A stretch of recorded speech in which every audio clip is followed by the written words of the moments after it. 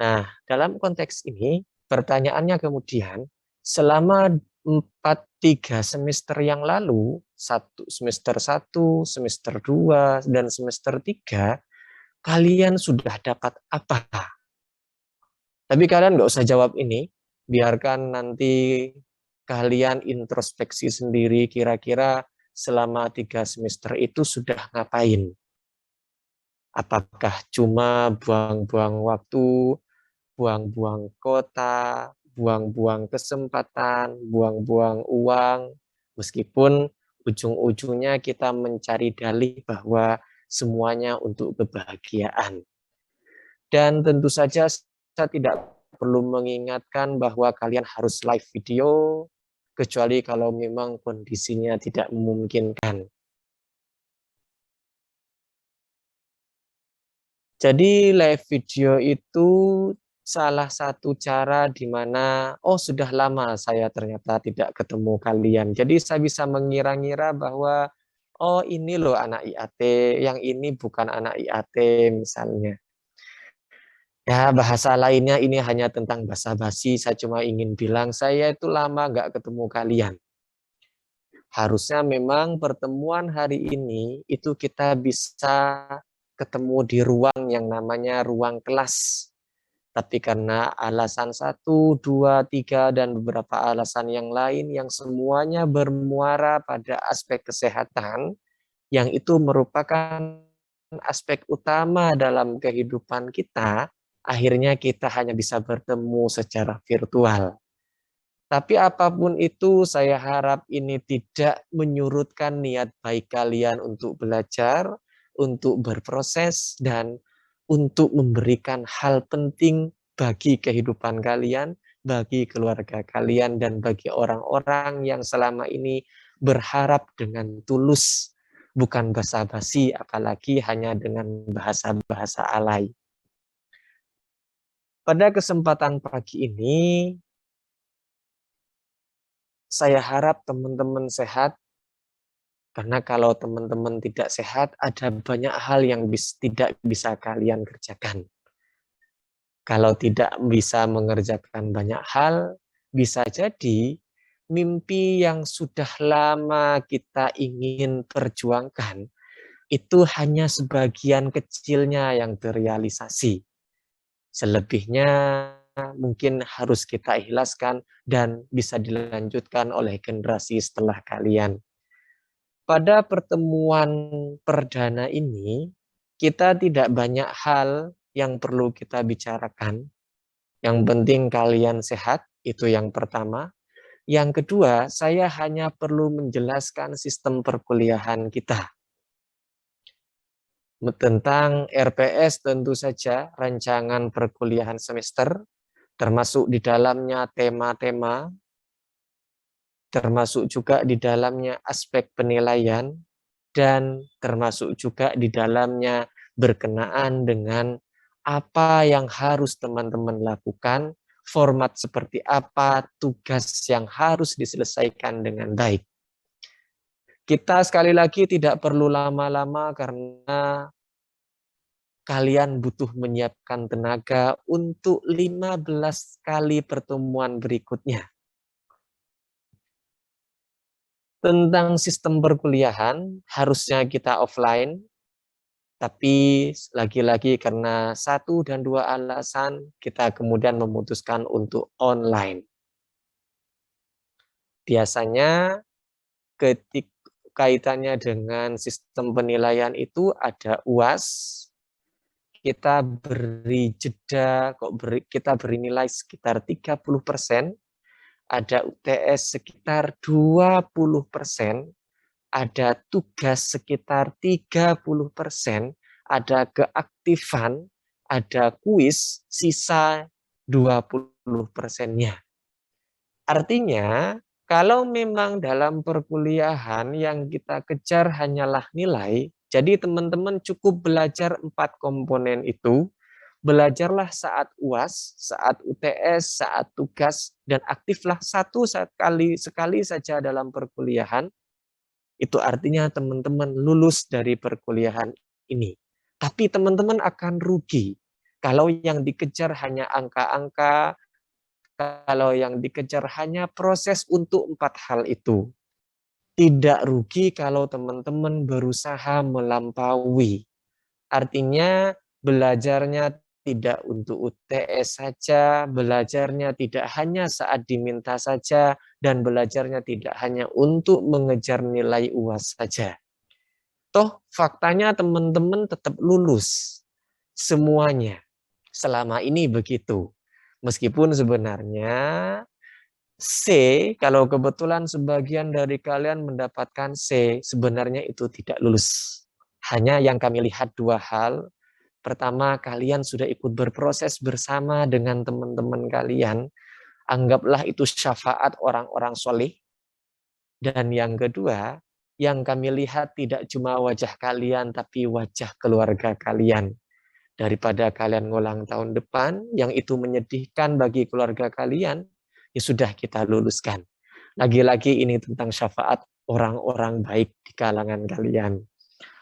Nah, teman-teman, lupakan bagian itu, kita selanjutnya berbicara tentang sistem atau materi perkuliahan kita.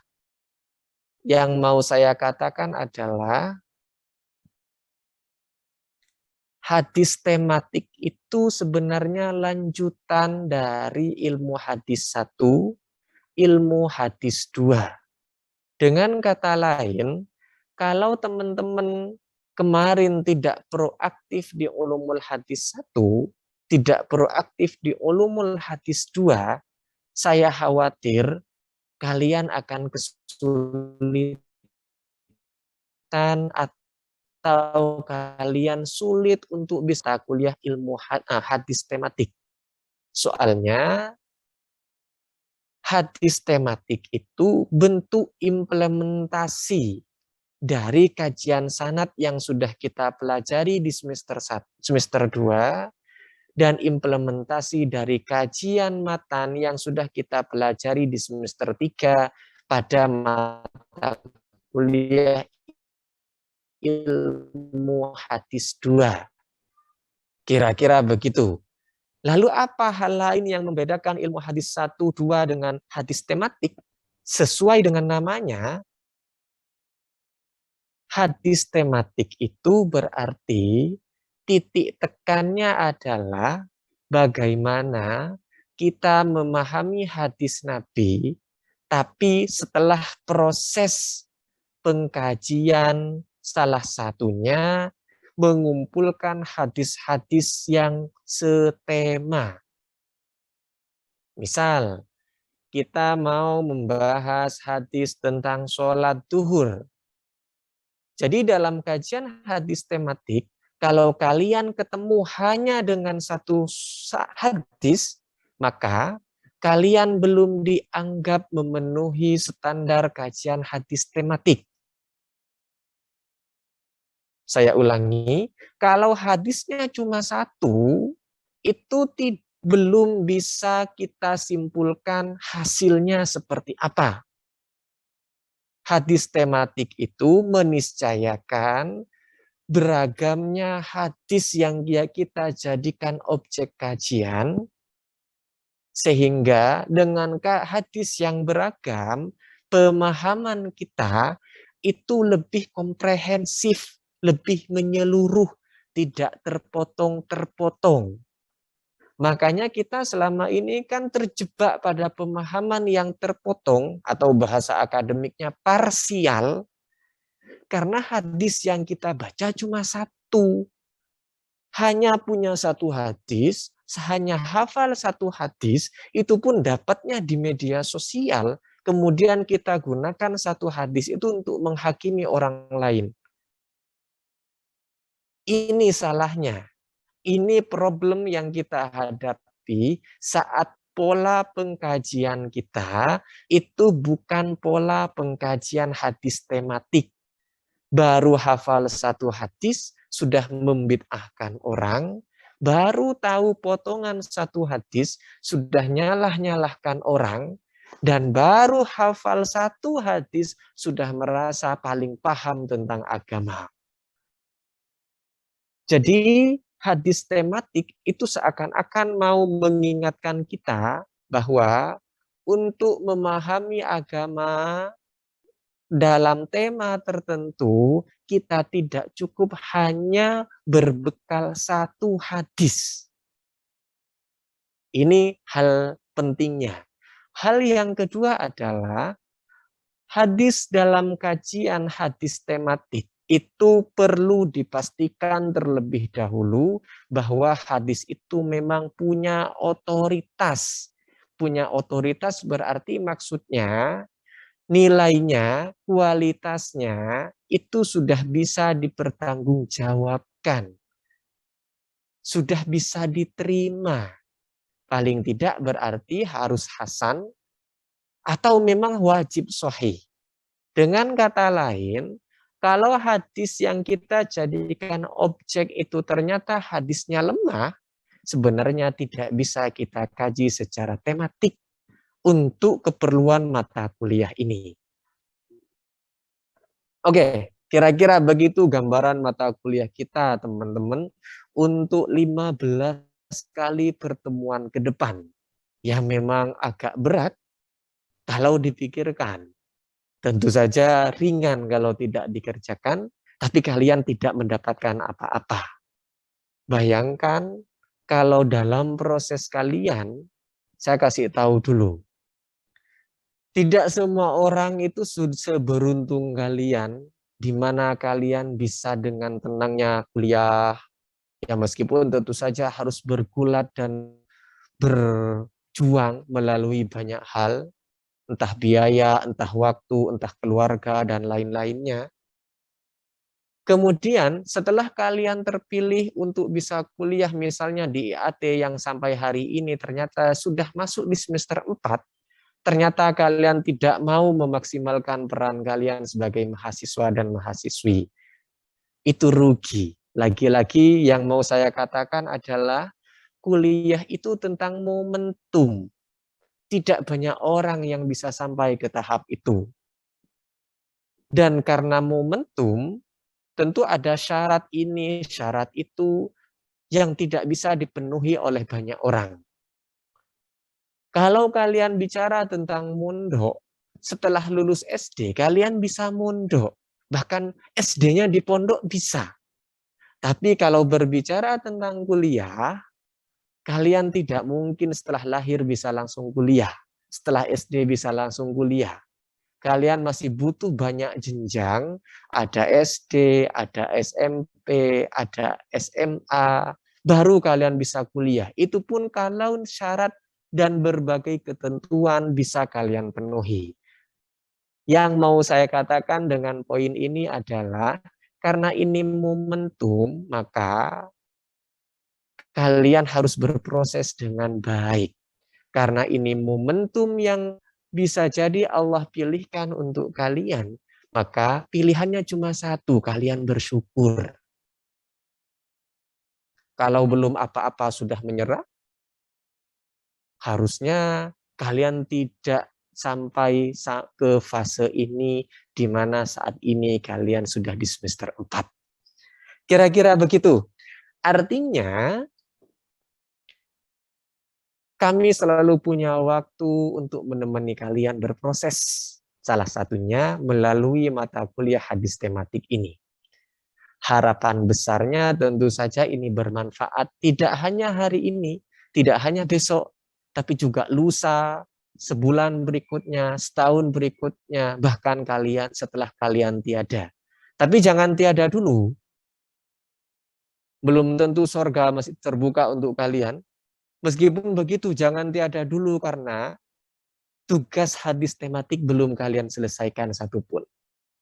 Oke, sampai di sini. Apa ada pertanyaan?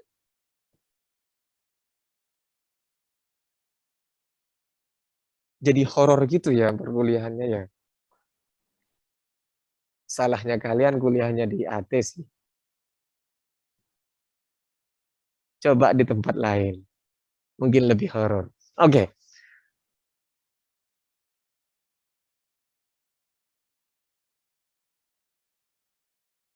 Oke, tidak ada pertanyaan? Insya Apa? Allah mboten Ustaz. Oke, boten. Saya pikir kalau boten itu akan meringankan beban saya. Sehingga saya juga tidak perlu berpikir jawaban apa yang harus saya sampaikan pada pertanyaan kalian. Tapi lagi-lagi andaikan saya jadi orang tua kalian, jadi bapak ibu kalian, saya bangga melihat kalian berproses sampai sejauh ini.